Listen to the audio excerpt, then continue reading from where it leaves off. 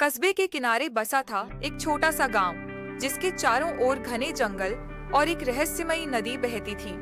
यह नदी रात में चांदनी के नीचे चमकती थी, मानो उसमें कोई अनजानी शक्ति बसती हो।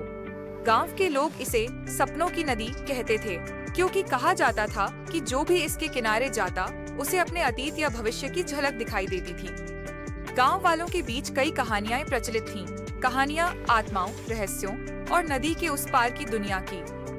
इस गांव में रहती थी 16 साल की राधिका, एक जिज्ञासु और संवेदनशील लड़की। उसकी बड़ी बड़ी भूरी आंखों में सवालों की चमक थी और गले में एक छोटा सा चांदी का लॉकेट, जो उसे हमेशा अपनी माँ की याद दिलाता था।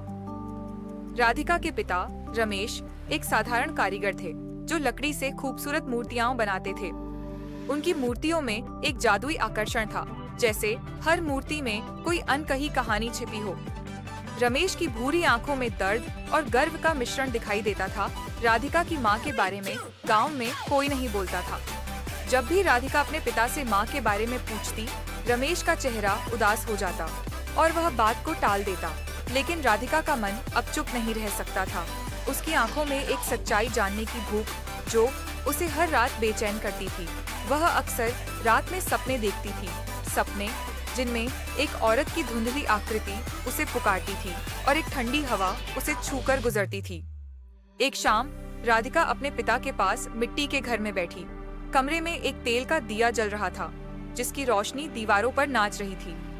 राधिका ने हिम्मत जुटाकर फिर सवाल किया, पिताजी, मेरी माँ कौन थी?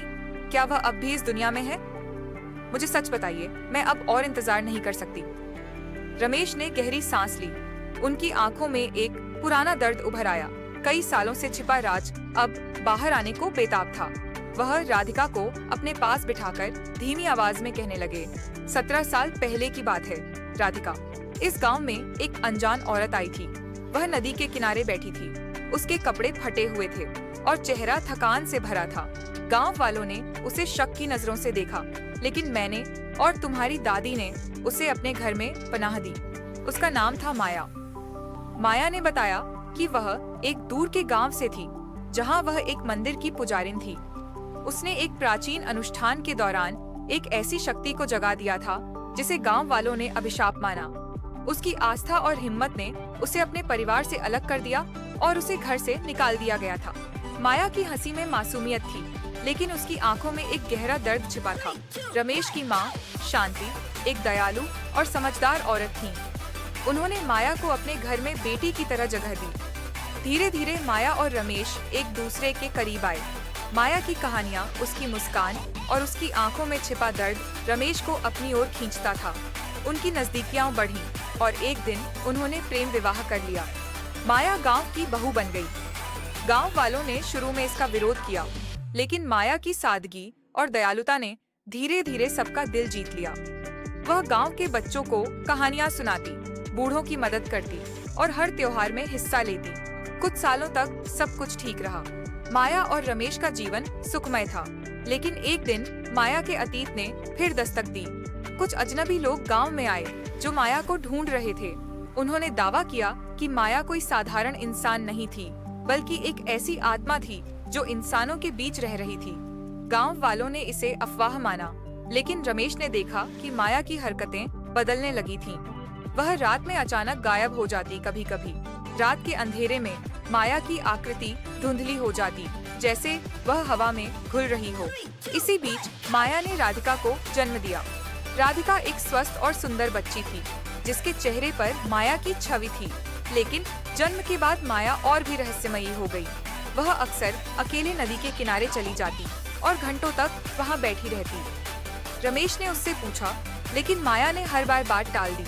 एक रात गांव के एक बूढ़े साधु ने रमेश को बुलाकर कहा, रमेश, माया कोई साधारण औरत नहीं है। वह एक प्रेतनी है, जो इंसानी रूप में इस दुनिया में आई थी। उसने तुमसे प्यार किया, लेकिन उसका सच अब छिप नहीं सकता। रमेश को विश्वास नहीं हुआ। उसने माया से सवाल किया। आंखों में आंसू लिए माया ने कबूल किया, हाँ रमेश, मैं एक प्रेतनी हूँ। मैंने एक बार एक साधु को बचाने की कोशिश की थी, लेकिन उसकी आत्मा मेरे साथ बंध गई। मैं इंसानी रूप लेकर इस गांव में आई। मुझे तुमसे प्यार हो गया। मैं तुम्हें और राधिका को दुख नहीं देना चाहती थी, इसलिए मैंने अपना सच छिपाया। रमेश का दिल टूट गया, वह कुछ बोल नहीं सका।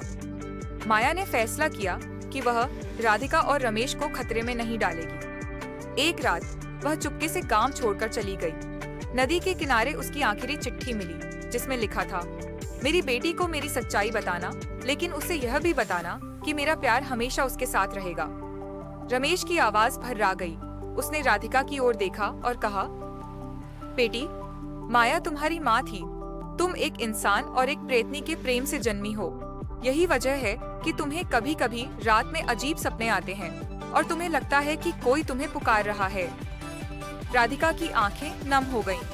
वह समझ नहीं पा रही थी कि वह इस सच को कैसे स्वीकार करे। उसकी माँ एक रहस्य थी और उसकी अपनी पहचान अब एक अनसुलझी पहेली बन चुकी थी। क्या मेरी माँ अब भी कहीं है? उसने कांपती आवाज में पूछा। रमेश ने नदी की ओर देखा और कहा, शायद वह नदी के उस पार है या तुम्हारे सपनों में तुमसे मिलने आती है। नदी के दिल में और कौन से रहस्य छिपे हैं? अगर आप इस कहानी का अगला भाग पढ़ना चाहते हैं तो कमेंट करें। राधिका की शक्ति।